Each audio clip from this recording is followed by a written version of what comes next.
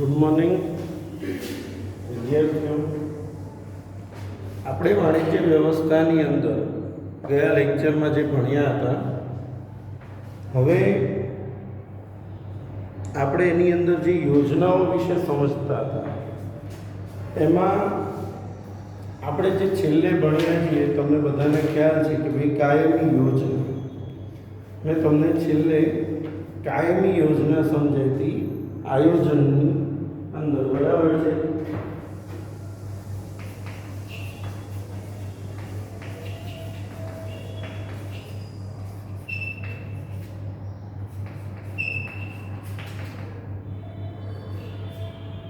તો યોજનાના પ્રકારમાં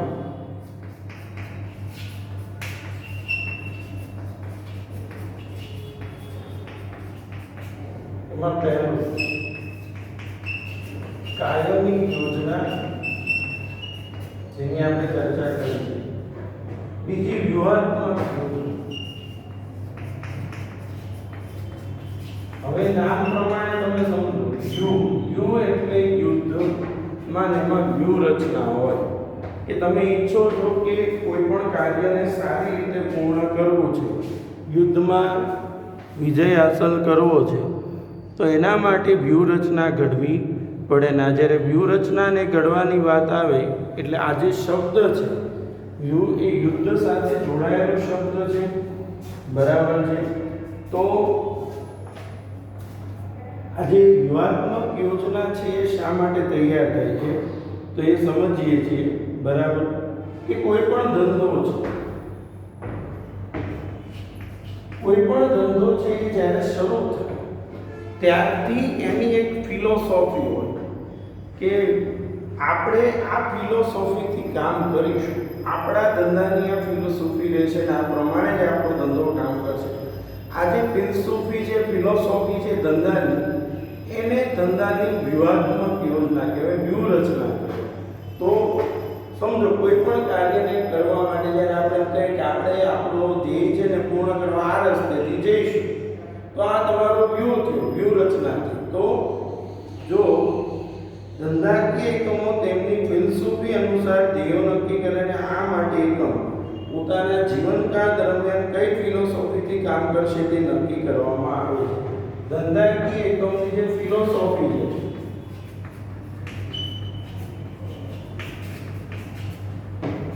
કઈ ફિલસૂફીથી કામ કરશે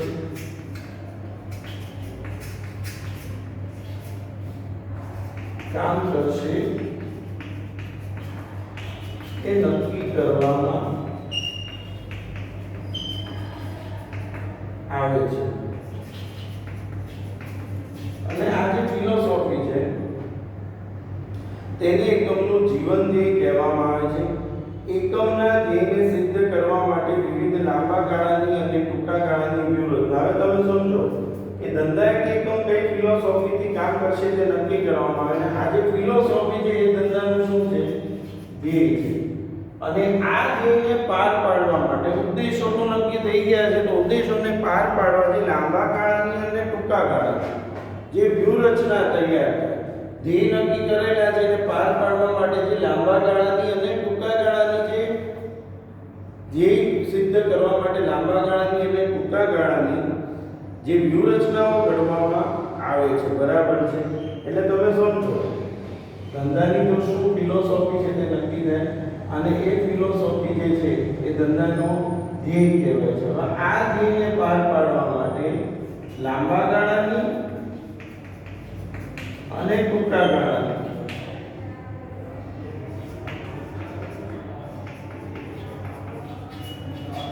જે યોજના તૈયાર કરવામાં આવે છે તેને વ્યૂહાત્મક યોજના કહે છે. ધંધાકીય એકમ ધંધાકીય પર્યાવરણ અને તેની શક્તિઓ અને નબળાઈઓને ધ્યાનમાં લઈને યોજનાનું ઘડતર કરે. સ્વાભાવિક વસ્તુ છે, કોઈ પણ વ્યક્તિ જ્યારે યોજના ઘડે તો બે વસ્તુ તરફ એનું, એક એની સ્ટ્રેન્થ શું છે કે ભાઈ હું કોઈ ધ્યેય નક્કી કરું, ઉદ્દેશ નક્કી, હું જો કે હું આ ઉદ્દેશ પૂર્ણ કરવા મારી સ્ટ્રેન્થ શું છે, મારી પાસે કયો પાવર છે અને મારી વીકનેસ શું છે. એટલે બંનેનો અભ્યાસ કરે. કોઈ દિવસ માત્ર સ્ટ્રેન્થના આધારે કામ ના થાય, સાથે તમારે તમારી નબળાઈ પણ ધ્યાનમાં લેવી જોઈએ. એટલે ધંધાકીય એકમ ધંધાકીય પરિણામ તેની શક્તિઓ અને નબળાઈઓ ધ્યાનમાં લઈને યોજનાનું ઘડતર કરે. આ યોજના માટે દીર્ઘદ્રષ્ટિ અને અનુભવ જરૂરી છે. આ જે યોજના છે, દીર્ઘદ્રષ્ટિ, લાંબુ વિચારતા આવડવું જોઈએ. દીર્ઘદ્રષ્ટિ અને અનુભવ જરૂરી છે. બરાબર છે. એટલે શું કહે છે આ યોજના માટે દીર્ઘદ્રષ્ટિ અને અનુભવ? કારણ કે ધ્યેય છે એ લાંબા ગાળાનો હોય, ટૂંકા ગાળાનો ના હોય. બરાબર છે. વ્યૂહાત્મક યોજનાની અસરો લાંબા ગાળે જોવા મળે. એની અસર ક્યારે જોવા મળશે? લાંબા ગાળે. આ યોજના માટે સુસંગત નિર્ણયો લેવા પડે છે. સુસંગત એટલે કે સારા. આ યોજના માટે સુસંગત નિર્ણય, સારા નિર્ણયો લેવા પડે છે. બરાબર છે. સુસંગત નિર્ણયો લેવા પડે છે એટલે કે નિર્ણયોની વ્યાપકતા યોજનામાં મહત્વની છે. નિર્ણયોની વ્યાપકતા, નિર્ણયો સારા આપણે આમાં લેવા પડે છે એટલે નિર્ણયોની વ્યાપકતા એ આ યોજનામાં બહુ મહત્વની ગણવામાં આવે છે. હવે વ્યૂહાત્મક યોજના પછી આવે છે સુનિયોજિત યોજના. જે ત્રીજી યોજના છે એ છે સુનિયોજિત યોજના. સુનિયોજિત યોજના કોને કહેવાય એની વાત કરીએ તો તમે સમજો કે જે ધંધાના ધ્યેય નક્કી કરેલા છે એને સિદ્ધ કરવા માટે મધ્ય સપાટીએ જે ટૂંકા ગાળાની યોજનાઓ તૈયાર કરવામાં આવે છે. જો આજે વ્યૂહાત્મક યોજનાની વાત કરી, હવે ધંધાના ધ્યેય તો નક્કી છે, ધ્યેયને સિદ્ધ કરવા માટે મધ્ય સપાટીએ જે ટૂંકા ગાળાની યોજના તૈયાર કરવામાં આવે છે, મધ્ય સપાટીએ જે ટૂંકા ગાળાની યોજના તૈયાર કરવામાં આવે છે તેને સુનિયોજિત યોજના તરીકે ઓળખવામાં આવે છે. એટલે સમજો સુનિયોજિત યોજના શું છે? પેજ નંબર 32 ઉપર આપણે ટેક્સ્ટબુકમાં જોઈએ તો ધંધાકીય એકમના નક્કી કરેલા ધ્યેયને સિદ્ધ કરવા માટે, ધંધાકીય એકમના નક્કી કરેલા ધ્યેયને સિદ્ધ કરવા માટે મધ્ય સપાટી, ધંધાકીય એકમના નક્કી કરેલા ધ્યેયને સિદ્ધ કરવા માટે મધ્ય સપાટીએ જે ટૂંકા ગાળાની યોજના, બરાબર છે, ધંધાકીય એકમના નક્કી કરેલા ધ્યેયને સિદ્ધ કરવા માટે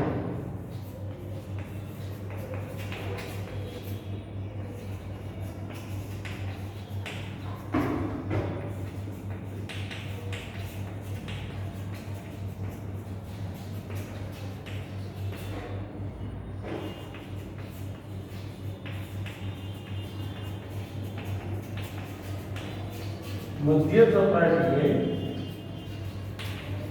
જે ટૂંકા ગાળાની યોજના તૈયાર કરવામાં આવે છે તેને સુનિયોજિત યોજના કહે છે. ધંધાકીય એકમના નક્કી કરેલા ધ્યેયને સિદ્ધ કરવા માટે મધ્ય સપાટીએ ટૂંકા ગાળાની જે યોજનાઓનું ઘડતર કરવામાં આવે છે તેને સુનિયોજિત યોજના કહેવાય. આ યોજના 1 વર્ષ કે તેથી ઓછા સમયગાળા માટે, કેટલા સમયગાળા માટે? 1 વર્ષ કે તેથી ઓછા સમયગાળા માટે આ યોજના ઘડવામાં આવે છે. આ યોજના ટૂંકા ગાળાના ધ્યેયોનું સ્પષ્ટીકરણ કરતી હોતી એકમની પ્રવૃત્તિઓ હેતુલક્ષી બને છે અને સુનિયોજિત રીતે થાય છે. જો કે ભાઈ ટૂંકા ગાળામાં તમે સમજો કે ધંધાના ધ્યેય જે છે આ સિદ્ધ કરવાના છે એને ટૂંકા ગાળામાં પરિવર્તિત કરશે. એટલે કે 1 વર્ષનો ધ્યેય હોય અને તમે 1 મહિનામાં ડિવાઈડ કરી દો, બરાબર છે, તો આને સુનિયોજિત યોજના કહેવાય. કે ભાઈ 1 વર્ષે 12 લાખ નફો મેળવવાનો, તો ભાઈ દર મહિને લાખ રૂપિયાનો નફો થવો જોઈએ. તો મધ્ય સપાટીએ આવી જે ટૂંકા ગાળાની યોજનાઓ તૈયાર થાય એને સુનિયોજિત યોજના કહેવામાં આવે છે. એટલે જો કયા વિભાગીય વડાઓ અને કર્મચારીઓ પાસેથી કયા કાર્યો કરાવવાના છે તે સ્પષ્ટ, અને આ યોજના ઘડવા માટે વિશિષ્ટ જ્ઞાન અને કૌશલ્ય જરૂરી છે, બરાબર। આ માટે પણ શેની જરૂર પડે? વિશિષ્ટ જ્ઞાન અને કૌશલ્ય। ત્યારબાદ ચોથી જે યોજના છે કાર્યકારી યોજના।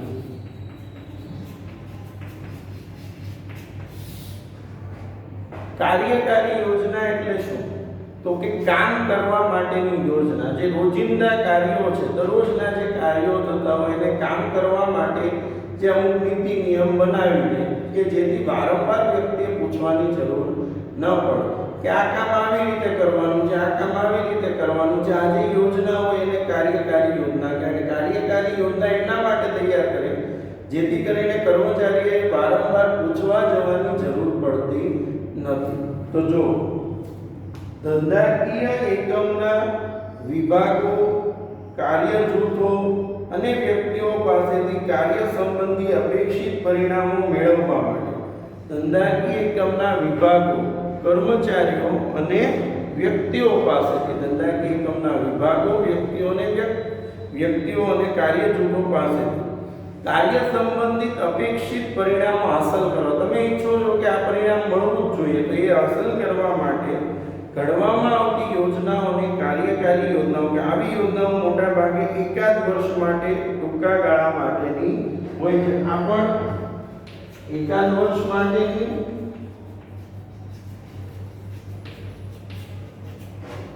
ટૂંકા ગાળાની હોય છે। હવે આગળ વધીએ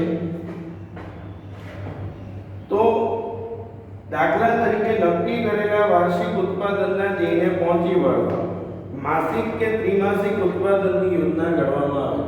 નક્કી કરેલા વાર્ષિક ઉત્પાદનના ધ્યેય, વાર્ષિક ઉત્પાદન નક્કી કર્યું કે આપણને આટલું ઉત્પાદન હાંસલ કરવાનું છે, તો એને પહોંચી વળવા માટે માસિક કે ત્રિમાસિક ઉત્પાદનની યોજનાઓ અને વર્ષનું જે ઉત્પાદન છે એ સિદ્ધ કરવા માટે મહિનામાં કે 3 મહિનામાં એને વેચી દેવામાં આવે।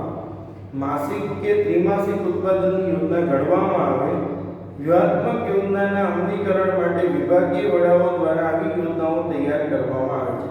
આ યોજનાઓ રોજિંદા કાર્યો સાથે સંકળાયેલી હોવાથી જે તે વિભાગના કર્મચારીઓની સાથે ચર્ચા વિચારણા કરી તૈયાર કરવામાં આવે। જો આ યોજના રોજિંદા કાર્યો સાથે જોડાયેલી છે એટલે જે તે વિભાગના જે કર્મચારીઓ હોય છે એની સાથે ચર્ચા કરીને તૈયાર કરે, જેથી જેને કામ ખરેખર કરવાનું છે એમને ખ્યાલ આવે કે આ કામ કેવી રીતે થશે। એટલે જે તે વિભાગના કર્મચારીઓ સાથે ચર્ચા વિચારણા કરી તૈયાર કરવામાં આવે તો આ યોજનાનું અમલીકરણ પ્રમાણમાં વધુ સરળ બને છે। કાર્યકારી યોજના સુનિયોજિત યોજના જેવી જ હોય છે, બરાબર છે। ફરીવાર આપણે આ કાર્યકારી યોજના સમજીએ છીએ। તો જો કાર્યકારી યોજના શું છે, બરાબર છે, તો ધ્યાન રાખજો બધા। ધંધાકીય એકમના વિભાગો, જૂથ, કાર્ય જૂથો અને વ્યક્તિઓ, ધંધાકીય એકમના વિભાગો, કાર્ય જૂથો અને વ્યક્તિઓ પાસેથી, બરાબર છે, અપેક્ષિત પરિણામો હાંસલ કરવા। તમે જે લક્ષ્યાંકો નક્કી કરેલા છે એ લક્ષ્યાંકો સિદ્ધ કરવા માટે ઘડવામાં આવતી જે યોજનાઓ છે તેને કાર્યકારી યોજના કહે છે। આ યોજના મોટા ભાગે કેટલા વર્ષની હોય છે?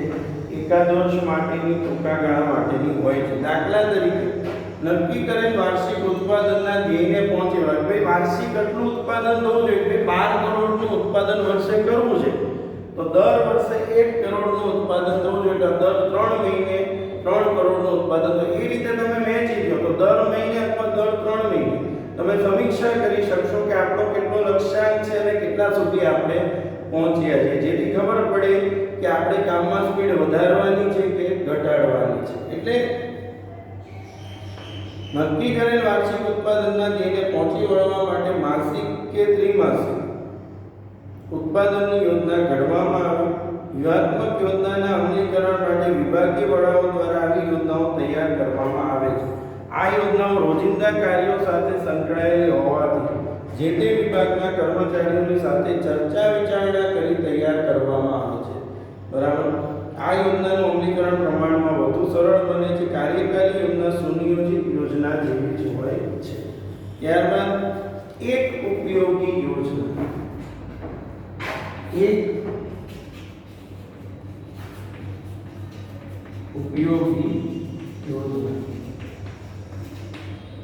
કોઈ પણ યોજના છે કોઈ એક ચોક્કસ કાર્યને પૂરું કરવા માટે યોજના તૈયાર થાય એને એક ઉપયોગી યોજના કહેવાય, અને એ કાર્ય પૂરું થાય એટલે યોજના પણ પૂરી થઈ જાય એને એક ઉપયોગી યોજના કહેવાય. દાખલા તરીકે કોઈ પુલનું નિર્માણ કરવાનું હોય, કોઈ મોટો બ્રિજ બનાવવાનો હોય, તો એ બ્રિજ બનાવવા માટે સરકાર જે યોજના ઘડે એ એક ઉપયોગી યોજના કહેવાય. કારણ કે બ્રિજનું નિર્માણ થઈ જશે એટલે એ યોજના પણ પૂર્ણ થઈ જશે, એટલે કાર્ય પૂર્ણ થતાં જે યોજના પણ ત્યાં પૂર્ણ થઈ જાય એક ઉપયોગી. જે કોઈ એક ચોક્કસ કાર્યને પૂર્ણ કરવા માટેની યોજના છે એને શું કહેવાય? એક ઉપયોગી યોજના. તો જો અને આ યોજનામાં બહુ ચોકસાઈ રાખવી પડે, કારણ કે એમાં ફેરફાર કરવો શક્ય હોતો નથી. તમને હું એમ કહું કે વાણનું બાંધકામ થતું હોય, વાણ બનાવતા મોટી સ્કીમમાં, હવે આખી બની ગઈ પછી ખબર પડી કે નીચે જે બનાવ્યું છે એમાં તો ખામીઓ છે, તો હવે તોડવી મુશ્કેલ છે, એમાં સુધારો ના થઈ શકે. એટલે એક ઉપયોગી યોજના જ્યારે કોઈ કાર્ય કરવા માટે થતી હોય ત્યારે ખૂબ જ ચોકસાઈની જરૂર પડે છે, કારણ કે એમાં સુધારો વધારો પછી શક્ય હોતો નથી. તો જો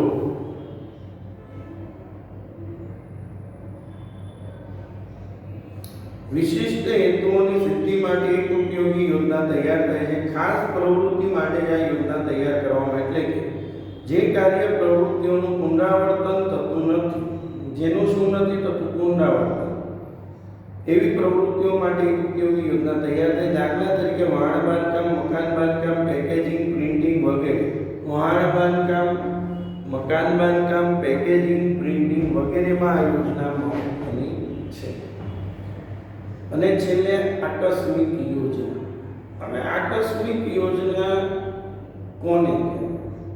બરાબર છે, તો યાદ રાખો. તો આકસ્મિક યોજના એટલે કેવું કે ધંધાકીય એકમમાં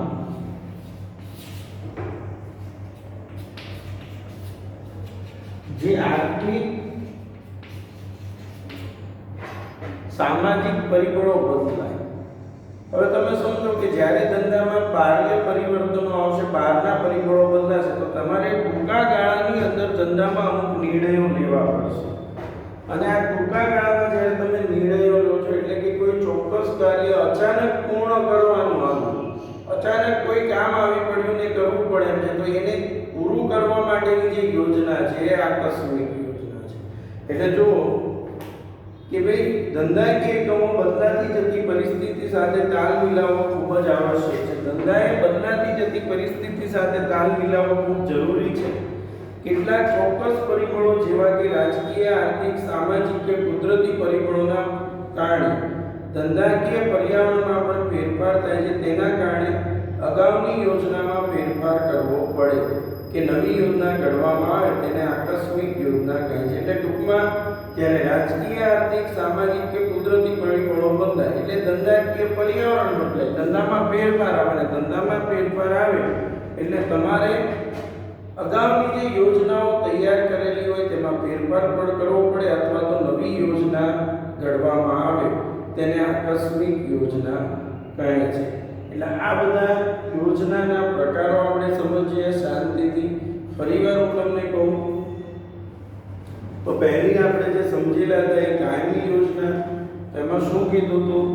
જે વારંવાર ઉપયોગમાં લઈ શકાય છે અને જ્યારે ધંધો શરૂ થાય ત્યારથી જે ધ્યેય નક્કી કરી દેવામાં આવે, એટલે કે આ ધંધામાં આ પ્રમાણે જ કામ થશે અને કાયમ માટે આમ જ આ રહેશે, આમાં કોઈ ફેરફાર નહીં કરી શકો. આ કાયમી યોજના છે. આ એટલા માટે નક્કી થાય છે કે કાયમી યોજના એકવાર તૈયાર હોય તો વારંવાર જે કામ કરતા માણસો છે એને પૂછવાની જરૂર પડતી નથી કે આ કામ કેવી રીતે કરવાનું છે. બરાબર? દાખલા તરીકે ગ્રાહકોએ માલનો ઓર્ડર આપેલો હોય તેની વિધિ પહેલેથી નક્કી જ હોય, તો પછી વારંવાર જે કામ કરતા માણસો છે જે ઓર્ડર પ્રમાણે સપ્લાય કરે છે એને પૂછવા આવવાની જરૂર પડતી નથી, કારણ કે એમને ખબર જ છે કે આ માલની સપ્લાય આપણે કઈ રીતે કરવાની છે. આપણા જે પોલિસી છે, નીતિ નિયમો, એ પ્રમાણે જ વસ્તુ મોકલીશું. પછી વ્યૂહાત્મક યોજના કોને કે જે ધંધાકીય એકમ કઈ ફિલોસોફીથી કામ કરશે, એટલે કે ધંધાનો ધ્યેય આના આધારે નક્કી થાય. ધંધાની જે શું ફિલોસોફી છે, કઈ ફિલોસોફીથી કામ કરશે તે નક્કી કરવામાં આવે, જેને ધંધાનો ધ્યેય પણ કહેવામાં આવે છે. આ યોજના લાંબા ગાળાની અને ટૂંકા ગાળાની જે યોજના તૈયાર કરવામાં આવે છે આ યોજના માટે દીર્ઘદ્રષ્ટિ અનુભવ અને સુસંગત નિર્ણયોની ખૂબ જ જરૂર પડે છે, બરાબર? કારણ કે લાંબા ગાળાના નિર્ણયો તમે લઈ રહ્યા છો, ધંધાની ફિલોસોફી નક્કી કરી રહ્યા છો કે ધંધાની શું ફિલોસોફી છે, ધંધો કે ફિલોસોફીથી કામ કરે છે, એટલા માટે આ યોજના ખૂબ જ મહત્વની ગણવામાં આવે. પછી સુનિયોજિત યોજના, તો ધંધાકીય એકમના જે નક્કી કરેલા ધ્યેય છે એને સિદ્ધ કરવા માટે મધ્ય સપાટીએ જે ટૂંકા ગાળાની યોજના તૈયાર કરવામાં આવે છે તેને સુનિયોજિત યોજના કહે છે. તેનો સમયગાળો 1 વર્ષ કે તેથી ઓછો હોય છે અને આ જે સુનિયોજિત યોજના છે એ ધંધાની ક્રિયાત્મક યોજનામાં જે ધ્યેય નક્કી કરેલા છે એને પાર પાડવામાં મદદરૂપ થાય છે. ત્યારબાદ કાર્યકારી યોજના, તો ધંધાકીય એકમમાં કામ કરવા માટે જે ધંધાના હેતુઓ છે, ધંધાના કર્મચારીઓ છે અને કાર્ય જૂથો છે એમની પાસેથી અપેક્ષિત પરિણામો મેળવવા માટે જે યોજના તૈયાર થાય એને કાર્યકારી યોજના કહેવાય, જે એકાદ વર્ષ માટેની કે ટૂંકા ગાળાની હોય છે, બરાબર? દાખલા તરીકે વાર્ષિક ઉત્પાદન છે, આપણે વિચાર્યું કે 12 કરોડ થવું જોઈએ, તેને દર મહિને 1 કરોડ અથવા દર 3 મહિને 3 કરોડમાં ડિવાઈડ કરી દો તો એ શું કહેવાય? એવી યોજના કહેવાય કાર્યકારી યોજના. ત્યારબાદ એક ઉપયોગી યોજના, તો કોઈ યોજના છે કોઈ એક ચોક્કસ કાર્યને પૂર્ણ કરવા માટે તૈયાર કરવામાં આવ્યું અને કાર્ય પૂર્ણ થાય એટલે એ યોજના પણ પૂર્ણ થઈ જાય. એક ઉપયોગી યોજના કહેવાય. મેં પહેલા કીધું એક ઉપયોગી યોજનામાં ફેરફાર શક્ય હોતો નથી, એટલે ખૂબ જ કાળજી રાખજો. મકાન બાંધકામ, વાહન બાંધકામ આ બધામાં એક ઉપયોગી યોજનાનો અમલ થાય. ત્યારબાદ આકસ્મિક યોજના, તો ધંધાકીય પર્યાવરણને ધંધાને જે પરિબળો અસર કરે છે, આર્થિક, સામાજિક ને બીજા જે અન્ય પરિબળો, આ પરિબળો જ્યારે ઊભા થાય તો ધંધાની જે જૂની યોજનાઓ છે એમાં ફેરફાર કરવો પડે, એમાં સુધારા વધારા કરવા પડે અથવા નવી યોજના તૈયાર કરવી પડે. કારણ કે પરિબળો બદલાવાથી, પરિવર્તન આવવાથી ધંધામાં પણ ફેરફાર લાવવો પડશે. તો આવી જે અચાનક યોજના તૈયાર કરવી પડે તેને આકસ્મિક યોજના તરીકે ઓળખવામાં આવે છે, બરાબર છે? આવતા લેક્ચરમાં આપણે હવે આયોજનના ઘટકો, એક ટોપિક બાકી છે આ ચેપ્ટરમાં, એ આપણે ભણીશું, બરાબર છે? અને આજે તમારે આ 5 6 ટૂંક નોંધો તૈયાર કરી લેવાની છે આજના વિડીયોના આધારે. આવતા લેક્ચરમાં મળીએ છીએ. Thank you.